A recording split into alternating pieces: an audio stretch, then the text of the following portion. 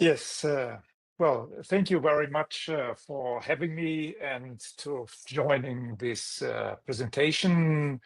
Yes, also thank you very much, Frau Röttger, Alejandro, and Philip for your kind remarks and contextualizing. Because what we are doing is part of a broader activity to make quality infrastructure visible. And we are really happy that this is an effort of joint forces, and we are collaborating more and more to turn these phenomena of quality infrastructure in something measurable, and that we can also see when we are promoting this quality infrastructure, what kind of effects it has on the economy. Are you sharing my presentation? Or shall I do this? Oh no. Perfect. Thank you. Yes, Global Quality Infrastructure Index 2025. Well, the trajectory is quite long. The first paper we published on quality infrastructure measurement was in 2010. Therefore, we are working on since 15 years on that. And the last 5 years, we have quite a good base and figured out a formula, what is also quite persistent over time. Next. This year edition, because there were also questions already in the chat, is about the data from this year. We collected data from all relevant sources from May to July this year, including also ISO survey data, which was published in September, but refers to end of last year.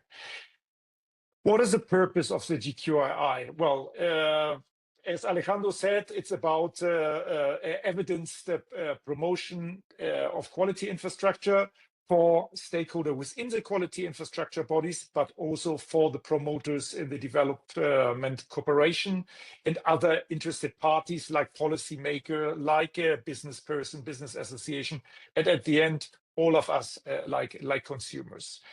What we try is to connect quality infrastructure to a broader movement, what we call the open data movement, to make quality infrastructure also visible, and that this can be used also for analysis, research, and to prove that quality infrastructure is a driver for economic development in developed countries, but also in developing countries. Next. Yes, in a nutshell, we can highlight 5 core aspects.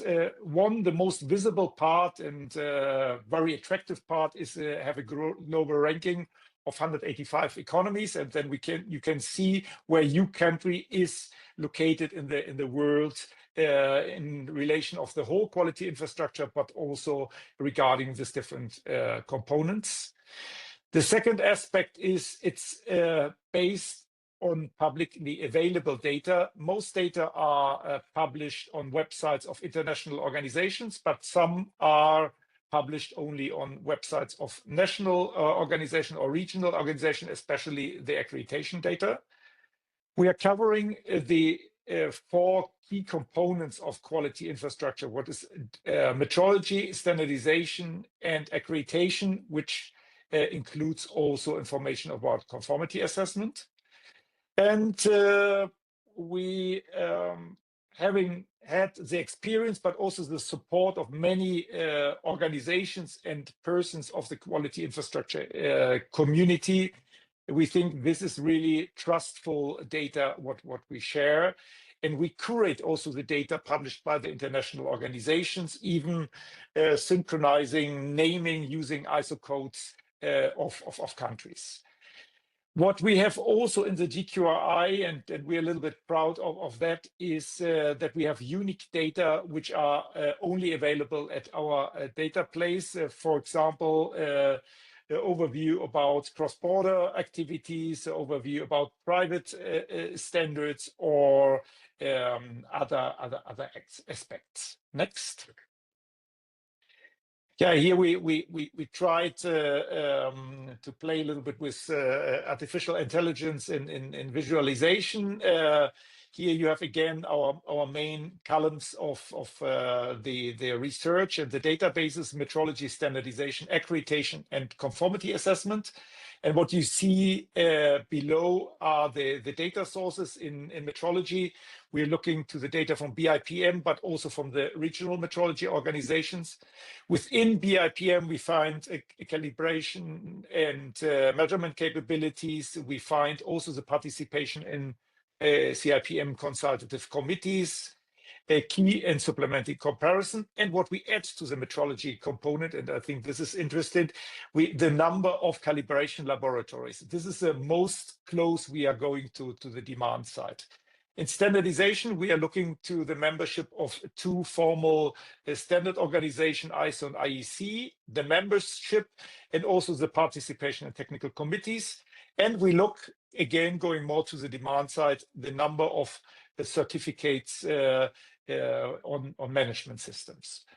The third area is accreditation. There we again look to the membership in international organizations, but also in regional organizations.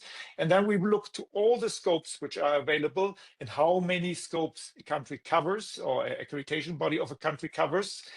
We look specifically to three categories of accreditations: about product certification, management system certification, and testing labs, because they are very prominent and give a good overview about the progress, especially in developing countries. Next. Here you see our famous formula.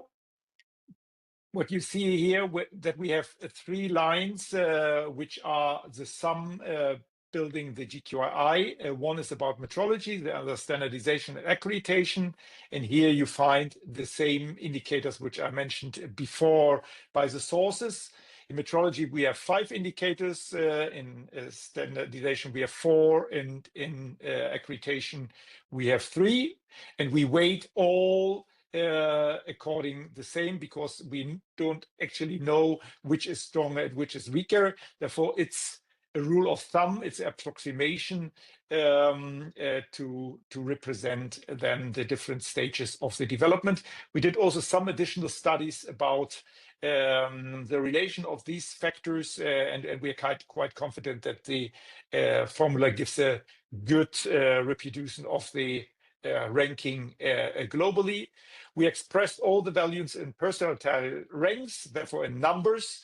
And in the area of ISO 17025, we distinguish explicitly between calibration and testing laboratories. Next.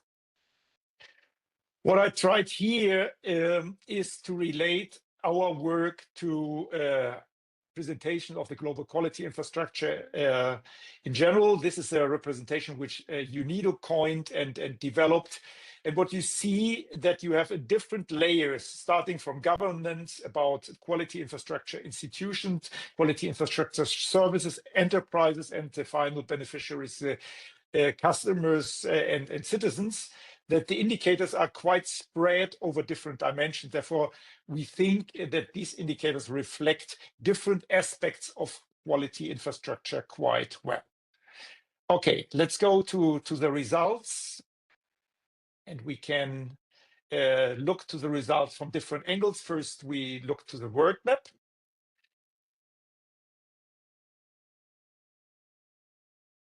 And the world map pictures the development stage of quality infrastructure in different countries. The blue countries have the quality infrastructure most developed, and you see all over the world we have very strong developed parts in Northern America, in Europe, but also quite large countries in Asia, like China, India, and even in the Pacific, Australia. And in Africa, we have even also countries which have a quite strong quality infrastructure, like South Africa and Egypt. And in the Middle East, including also Turkey, Saudi Arabia, we see also quite a progress on quality infrastructure. The other countries, which are grayish, have a little lower, but also still a significant development quality infrastructure. They are related to the other countries. And when we coming to brown or orange, we have less developed countries. And what we see also in different parts of the world, we have less developed quality infrastructure. This is a reason for being also development cooperation work in this area, because where quality infrastructure is lacking, also development cooperation is needed. And PTB, UNIDO, but also the World Bank is quite active in these countries. Next. Here we pictured this using the visualization by Notebook LM. We have the 10 forerunners, where we have a lot of European countries at the top of the ranking. Germany is first, followed by US and China. We have many European countries, but also some Asian countries here in the first ranking. Interesting is in regard of Germany, that Germany is in none of the categories first. They're not in metrology, standardization, accreditation. In all, they rank second, but overall they are first. The US, we have to treat this also a little bit careful. They are champions because they have a strong trajectory and strong quality infrastructure in metrology and accreditation.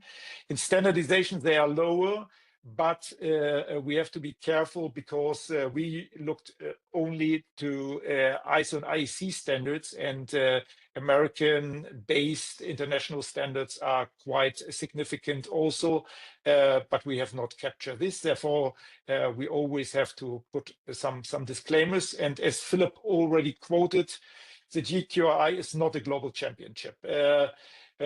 The QI system should be always related to the reality of the economy. And when we look later to the correlation, we will see also how quality infrastructure fits with different structural characteristics of economies. Next. We looked also to several world regions, and well, this is also what you can see in the QI4SD in their presentation, looking not only for global champions, also for the development in different world regions. Here you see at the right, Asia Pacific in the comparison to the other two is quite prominent, with China followed by South Korea, Japan, India, and Australia. Latin America and the Caribbean have also strong, but not in the top 10. Mexico is the strongest, followed by Brazil, Colombia, Argentina, and Chile.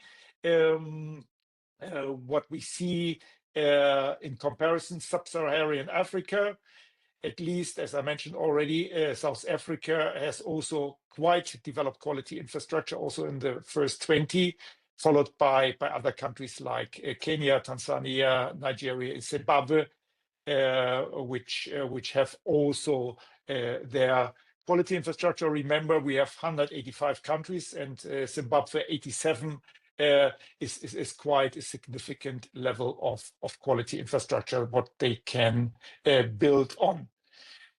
Now we go to data for areas, and we have pictured here the evolution of the indicators of the GQI from 2020 to 2025. And on the right side, you see the evolution in the last years. Here you see that the strongest increase is in ISO management certificates. We have in standardization 24% increase. And when you look to the absolute numbers, they are impressive. We have nearly 3 million ISO certificates in management systems worldwide.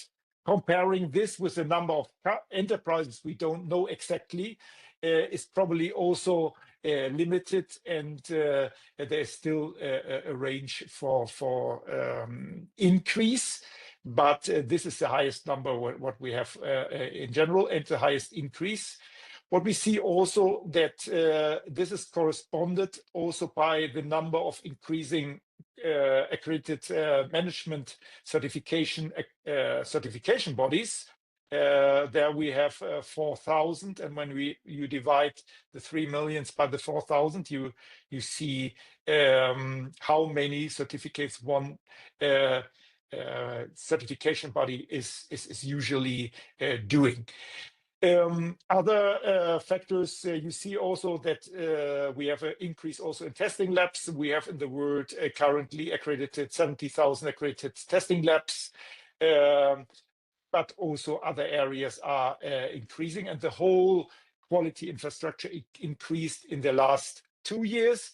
But when you look also to the longer time scale, in general, we have increased nearly in all categories, and a continuous increase. And this is also done result of globalization on one thing, increasing global trade, but also new areas which are incorporated. And we heard this before, quality infrastructure is currently not only about trade, also about health, environment, and other aspects. Next. Now we have a look to the data for different areas. Here we are looking to the standardization data, and we have compared 2023 with 2025. What we see in IEC data, the participation in technical committee, there is an increase, but it's quite moderate. We have today 199 standard committees and members, 3,395 are observing members, and 4,137 participating members, P members. In ISO, and we really have to check this again, because surprising that the number of participating members in TCs increased a lot, from 15,000 of 21,000, and observational members decreased. This will be interesting also to listen from the standards folks, if there is this a new trend that countries are participating more and observing less. Yeah, let's go to the other standardization data on the next slide. Here you see again what I already mentioned, the number of certificates, and a finer observation in management systems where we have the strongest increase.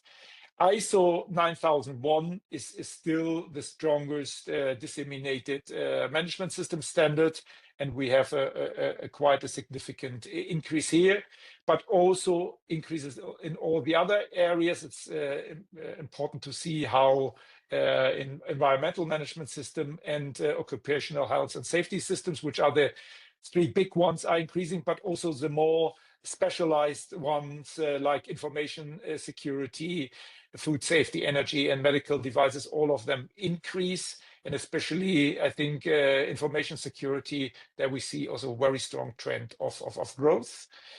This data, by the way, is data from the ISO survey, which is related to the end of last year, because, as I said, this is published always in September of the current year. Next. Here, our observation on metrology, and especially the evolution of data in the different metrology areas. What we see here, that the counting in the different metrology areas is different. We are looking here for CMCs, and we have the highest number of CMCs in chemical metrology. They have a very high granularity, and also in electrical measurements. Meanwhile, in time and frequency, but also in length and pressure, also acoustics, we have less granularity. Therefore, we have to be careful to compare these CMCs or sum these up. Therefore, we are working also in the index with coverage of these data. What we see, nonetheless, chemical metrology is increasing a lot. And we had 2023 6,100 CMCs, and now we have 6,566, a quite significant increase. And this is a new trend in metrology. It's not only about physics and electrics, it's now also more about biology and chemistry. Next. is accreditation. And accreditation has both aspects. As I said, it has also conformity assessment, because the accredited bodies are conformity assessment bodies. We see that the growth in the last 2 years is a 10% increase, what is quite significant. And the strongest increase we have in areas which are new, like the new scheme ISO 17029 for validation and verification, but also biobanking. Both are increasing here. This is the IF scopes. There we see the distribution. Still, we have testing is here the strongest. And what is not, no, the first is not testing, it must be product certification. This is wrong. This is the strongest. And then we have management certification, person certification, and validation and verification. The next is, and there we should see the testing. Yeah, here we have 60,800, 400 testing labs accredited. This is the strongest group, followed by the other areas like inspection, also the calibration laboratories, and others which are listed on the top. I mentioned biobanking with a strong increase, but also in the area of reference materials and proficiency testing, we see significant increases in these areas. Next. What is new, or what is a new trend at least, is the increase and the increased importance of private standards, because many of private standards evolved in parallel to the ISO system, and they are increasingly using accreditation for their certification bodies. The first one was the Global Gap. What you see was a Global Gap IFA. We have in the world currently 156 certification bodies accredited. The other we measured also last time is the FAMI-QI. We have for both increase of 19 or 18%. The others we measured in detail the first time, and this is the only statistic globally on these. We see that we have quite a number of private standards which are backed and using the services of the accreditation bodies. And we will do a separate study to do more analysis on this, because this is a new trend in the global quality infrastructure. Nevertheless, these standards are not part of the GQII. They are part of another index, which my colleague Anne Ramkisoon will present later. Next. Now you get a fancy graphic which pictures the cross-border accreditation. We have published 2 years ago a paper on that. Now this is a first shot. What you see here in the big bubble in the center, these are the these US accreditation bodies who are active beyond the borders of the US, and you see that they have strong accreditation presence in Mexico and Canada, what is part of North America, but also in Japan, China, Saudi Arabia, Italy, Qatar, and others, Thailand, Chile, etc.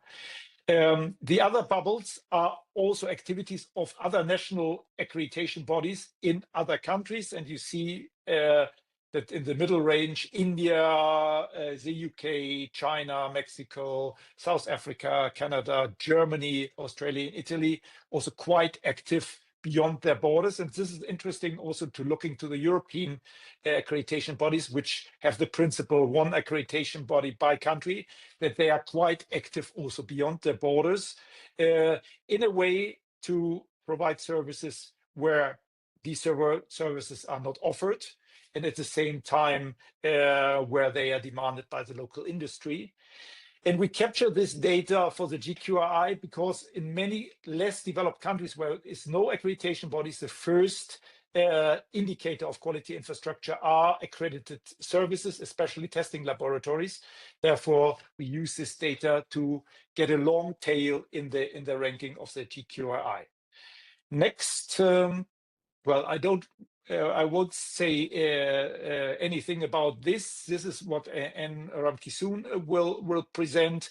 It's a new measure of accreditation, but I only wanted to emphasize what Philip said, how important it is to have time series, and Anne will emphasize on that too, because with the indexes, the QI4SD and GQI, we have only one year. Now we have several years, but to create time series, we need to have more data, and this is the effort to create longer term time series, which we need for the impact studies, which Frau Röttger mentioned at the beginning, which are very important.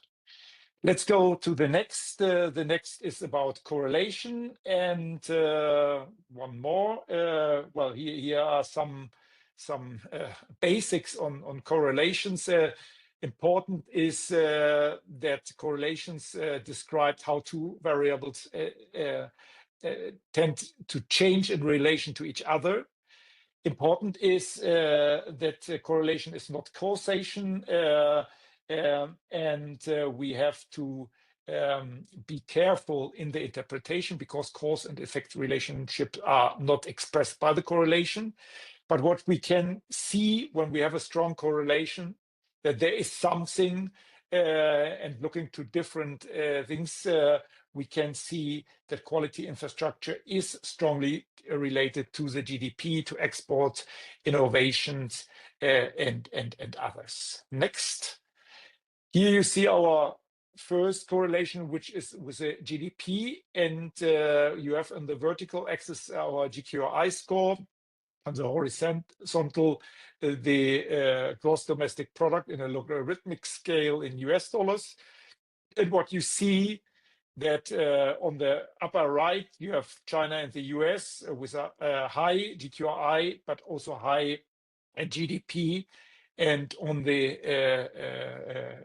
left lower part, you have countries like Tonga, which have a low GDP, because they're also small economy and a developing economy and a small quality infrastructure. And this relates that we have a very strong correlation, 80.8702. Going to the next here, this was in former years always our favorite. We have here a similar correlation. I think we have to check the number. I will come back to the number later. Between exports and GQI, very strong association. Will say countries that export a large amount of goods usually have a strong quality infrastructure. Next, interesting is that the same happens with imports. It's even a little bit stronger, the correlation. Will say that even countries which import need a quality infrastructure to protect their domestic customers, and also supporting the industries which are working with these products. Therefore, it's trade in general, exports and imports. Next. And here we listed several correlations. Alejandro Rivera mentioned also some what they did, and what we see in general. We have strong correlations. Obviously, the strongest with the QI4SD.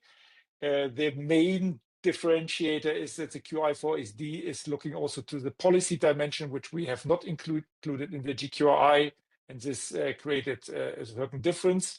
We have the highest value, as I already mentioned, GDP, exports and imports, the trade-related indicators, lower in relation, but still quite significant in related to economic complexity and innovation. And the lowest, but also still significant, related to corruption, or the perception of corruption and transparency in countries. Therefore, we can say also quality infrastructure in different countries. Probably this is also what makes the performance of quality infrastructure different regarding the transparency in general, the transparency culture in a country. Next, and here I'm coming also to the end of the presentation. We want to emphasize, and especially as we are here at the forum with many project coordinators and experts from PTB and other development organizations, we think you can use these data for three purposes. First, in the diagnosis phase, when you analyze the system as baseline studies to identify patterns, and many countries are using this, or QI bodies using this also to compare this with the neighbors or with leaders in their regions or in their world for benchmarking. The second is when you implement measures to invest in quality infrastructure in the countries, but also having development or international development activities. You can use these indicators, and they are used also for KPIs to report, for example, to lead ministries and to inform also policymakers. And you can use this data to look to verify the effects of quality infrastructure, to study the impacts, to identify new trends, like I said, new standards, how they evolve over time, and to assess also the impact of the work of development corporations. We are still beginning with this because this is quite a long journey, but there is quite something still to do. Next. What we have also done, we are not publishing only rankings. We are also quite active in research. Philip mentioned the report we have done as a background paper for the World Development Report. With him, and Anne was also part of this research team where we looked for trajectories. We did work also with the economist team of the accreditation body from Colombia, which studying the reach of accreditation over sectors in the economy. We published also in publication of the International Accreditation Forum. And there are also other studies and activities which are related. You find most information on our website of the GQI and also on our blog QI4D, the Quality Infrastructure for Development. Yes, concluding, looking forward, we think we are, even if we are working since 15 years on that, we see that there is a rising interest in evidence-based quality infrastructure promotion and development. We're happy about this. We are advocating for more data availability, transparency. And we know that a lot of data is stored in QI organization, but generated for other purposes. And we want to put this, also make this available. We hope that digitalization will help also to make data better, better quality, but also better available. And we are committed also to promote research on quality infrastructure.